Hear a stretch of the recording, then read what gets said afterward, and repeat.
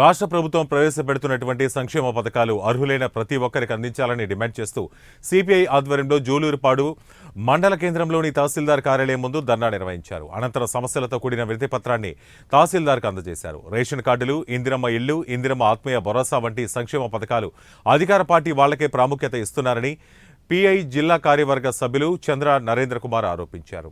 ఉమ్మడి ఆంధ్రప్రదేశ్ రాష్ట్రంగా ఉన్నప్పుడే రేషన్ కార్డులు మంజూరయ్యాయని, తెలంగాణ రాష్ట్రం ఏర్పడిన తర్వాత 10 సంవత్సరాలు పరిపాలించిన బీఆర్ఎస్ హయాంలో కూడా రేషన్ కార్డులు ఇవ్వకపోవడంతో నిరుపేదలు ఎంతో ఇబ్బందులు పడ్డారని ఆయన పేర్కొన్నారు.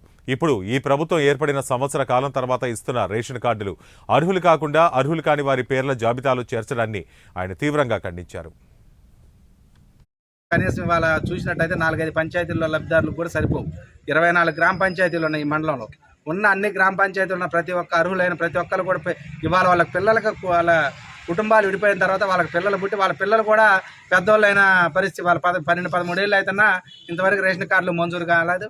ఆ మంజూరు చేసిన అతి కొద్ది రేషన్ కార్డులు కూడా అర్హులైన వారికి ఇవ్వకుండా ఎవరైతే కాంగ్రెస్ పార్టీ ప్రభుత్వం ఈ రోజు అధికారంలో ఉందో వాళ్ళ యొక్క అనుయాయులకి, వాళ్ళ యొక్క అనుచరులకి, వాళ్ళ కార్యకర్తలకు మాత్రమే రేషన్ కార్డులు మంజూరు చేసినటువంటి పరిస్థితి మనం చూస్తా ఉన్నాం. అదేవిధంగా ఇందిరమ్మ ఇండ్ల పథకం కోసం గతంలో ఉమ్మడి ప్రభుత్వం ఉండగా రాజశేఖర రెడ్డి గారి హయాంలో ఇచ్చినటువంటి ఇళ్ల కాలనీలు తప్ప మళ్ళీ తర్వాత వచ్చిన ప్రభుత్వాలు ఈ రోజు వరకు కూడా ఇళ్ల కాలనీలు ఏది ఒక్కటి కూడా ప్రభుత్వ పక్కా గృహాలు అనేది మంజూరు చేయనటువంటి పరిస్థితి.